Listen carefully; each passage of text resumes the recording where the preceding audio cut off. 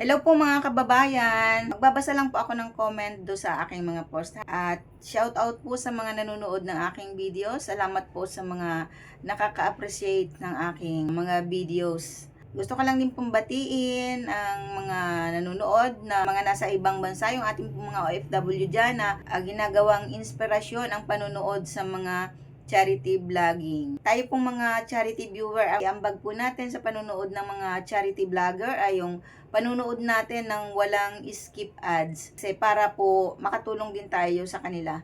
Hindi man po tayo nakakatulong pinansyal para sa kanilang pagtulong, ay yung panunood man lang ng videos nila, ng kanilang mga upload na hindi tayo mag-i-skip ng ads ay napakalaking tulong na po yun sa kanila.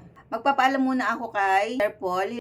Ay, hello po Sir Paul, sana po hindi mo ako paluin dahil ako ay nagre-reaction sa mga videos mo. Natutuwa lang po ako at ako po ay tagahanga nyo at supporter nyo po ako. Buhat pa nung pandemic, sa pagtulong nyo sa mga katutubo, sa pagmimisyon sa bundok, ako po ay natutuwa lang at talagang nai-inspire po ako sa pagtulong ninyo.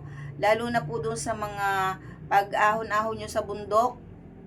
Ako po ay natutuwa doon sa mga videos nyo na umaahon sa bundok at nagbibigay ng tulong sa mga katutubo. Huwag niyo pa akong paluin, Sir Paul. Ako po ay natutuwa lang at gusto ko po i-express yung akin pong paghanga sa inyo at sa PB team dahil po ako ay tagahanga niyo po, lalo po sa ginagawa niyong pagtulong. Marami na akong nasaksihan ng mga natulungan mo, hindi lang yung mga katutubo na tinutulungan mo, kundi yung mga tao na napapalapit sa'yo.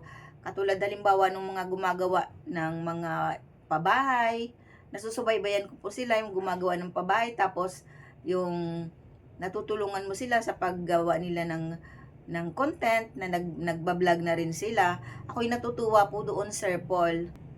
Marami kang natutulungan kahit yung mga taong nakapaligid sa iyo ay bibigyan mo ng tulong at naiiangat mo ang kanilang buhay. Katulad na lang nung magawa ng pabahay ng Pugong Biyahero Village, susubaybayan ko po yun lahat sa mga tinutulungan mo. Ako'y natutuwa. At kahit yung mga tao mo dyan sa PB House, ako'y natutuwa dahil natutulungan mo silang maiangat ang kanilang buhay. Subaybay na subaybay ko po sila, kaya ako ay hangang-hanga talaga na yung mga dating simple lang ang pamumuhay, ngayon ay may mga sasakyan na, at proud na proud po ako sa inyo at sa mga ginagawa niyong pagtulong. Ingat po kayo palagi. Ako ay nag-aalala din sa inyong pagmimisyon, kaya ingat po kayo palagi, Sir Paul. At ingatan din niyo po ang inyong kalusugan at thank you po sa PB team na alam kong hindi kayo pababayaan.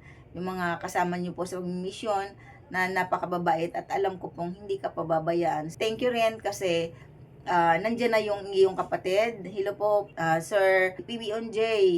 At least ay kasama mo siya diyan sa pagmimisyon sa Davao. Nakakatuwa na magkasama na kayong magkapatid. At ganun din po kay Madam Yula. Hello, Madam Yula. Tuwa ako sa iyong mala DJ na tinig kapag ikaw ay nagbablog. Ay muli po, Sir Paul, sana po huwag kayong magalit kapag babanggit ko po yung inyo pong channel. Ako po ay natutuwa lang po sa inyong mga pagtulong. Babasa lang po ako ng comment mula kay Ma'am Lilibet. Shout out po sa iyo. Kung nasaan ka man ngayon, musta ka po? Sana po ay okay ka. Sabi niya dito, maraming natulungang tao si Sir Paul, dinaig pa ang mga politiko. Kahit ano pang sabihin sa kasarian ng kanyang pagkatao, buo ang suporta namin sa kanya. Mabuhay ka, Pugong Biyahero. Ayan, Ma'am Lilibet, salamat po sa inyong comment at nakakataba ng puso na may mga nagko-comment ng mga good vibes sa ating pong iniidolo na Pugong Biyahero. Makakaalam lang niya talaga yung solid na supporters ng Pugong Biyahero simula pa nung nag-umpisa siyang charity vlog, yung mga pinupuntahan niya sa Batangas. At ako'y natutuwa na ngayon ay dahil sa po'y napakamatulungin, napakalaking blessing din ang ibinabalik ni God sa kanya. Hindi importante ang kasarian, importante ay maibigay niya needs at wants ng kanyang pamilya. Laban lang, Sir Paul, kaya mo yan, God bless you. Sabi naman ni Ma'am Imelda Roca, shout out po sa iyo, Ma'am Imelda. Good afternoon, sir. Silent viewer niyo po ako. fans nyo po ako ng Chris Pao. Naiyak ako, Sir Paul. Grabe sila sa iyo at nang hinayang ako sa pinagsamahan nyo ni Chris na. Ay, tapos na po yun. Okay na po sila. Masaya na po sila. Nakapag-update na po si Sir Paul. Pinuntahan po nila ng PB team si Chris na. Tapos na po yun. Okay na po ang lahat. Sila po ay masaya na. Tuldukan na po natin yung about doon. Kung ano pa man po ang susunod na pangyayari, aabangan na lang po natin at igagalang kung ano ang mga susunod na pangyayari. Focus na lang po tayo sa pagtulong ng Pugong Biyahero. Doon naman natin talaga sila nakilala sa pagtulong talaga. At doon natin sila hinahangaan talaga sa pagtulong. Sabi naman ni Ma'am Josephine Luberos, para sa akin, mabuti siyang tao, marunong magmahal. Thank you, Lord God. Yes po, talaga pong ako marami akong pinapanood na mga charity vlogger. Hindi ko pinapalampas yung kanilang mga upload. Tuwang-tuwa ako kahit pag minsan ay paulit-ulit na lang yung mga pinapanood kong videos. Ayun, sa sobrang pag-support ako sa kanila, ganun po ako. At sa ano naman, sa Pugong Biyahero naman, talagang alam na ng mga anak ko yan na kapag mayroong upload na at hindi ko pa, kunwari, busy pa ako doon sa trabaho ko, nauuna pa sila, tatawagin nila ako, Ma, mayroon ng upload si Sir Paul. O, nauuna pa sila sa akin. Kaya, minsan, yung TV namin hanggang madaling araw bukas, nakakatulugan ko na ang panunood ng Pugong Biyahero. Napakabait ni Sir Paul. Totoo naman po yun talaga. Siguro kung hindi siya talaga mabait, isang beses lang siyang magbibigay ng tulong at kapag niloko na siya ay hindi na niya babalikan. Pero alam natin na napaka lambot ng puso ni Sir Paul. Kahit medyo nagawa na siya ng hindi maganda, ay babalikan at babalikan pa rin niya. At aayusin niya. Kaya sabi ko nga nung medyo nagkakaroon ng gusot, nako, kayang-kaya ni Sir Paul yan. Maaayos at maaayos yan ni Sir Paul. Salute. Marami pa ditong mga comment. Di na po tayo magbabasa ng mga comment na negative. Doon na lang muna tayo sa magagandang comment. Although, salamat po sa mga nag-comment. Maging yan man ay hindi maganda. Salamat po sa inyo. At syempre, mas lalo ako nagpapasalamat sa mga comment na maganda. Lalo kung patungkol kay Sir Paul at sa PB team. Thank you po sa inyong suporta. Hindi ko po kaano-ano si Sir Paul, ha. Talaga lang po, yung loob ko po ay magaan na magaan sa kanya dahil po sa mga ginagawa niyang pagtulong. Marami po akong sinusuportahang charity vlogging, pero talagang yung mga ini-upload ni Sir Paul, maging yan man ay kakwelahan, katatawanan, o di ba nakakatuwa naman yung ibang mga ini-upload ni Sir Paul, kahit may problema ka minsan, mapapatawa ka sa mga ini-upload nila. Kasi mga kwela po yung team. Masayahin. Kaya nakakahawa po yung kanilang pagkamasayahin. Ang isa ko pang nagugustuhan sa kanila, yung mga pagbiyahe nila, nakakatuwa, yung mga pinupuntahan nila. At least tayong mga hindi nakakaalis ng pwesto, yung tayong mga nasa bahay lang, di ba para na rin tayong nakapasyal doon sa mga pinupuntahan niyang lugar. At saka napakaraming first timer sa kanyang team na si Sir Paul ang nagpalasap. Lahat first time bumiyahe, first time maka-aeroplano, first time maka-barko.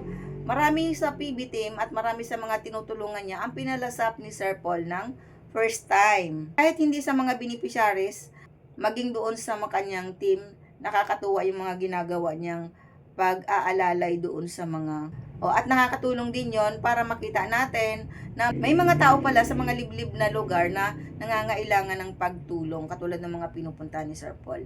Kaya nakakarating do sa mga sponsor na willing tumulong dahil sa mga vlog ni Sir Paul. So nakakatulong din yon.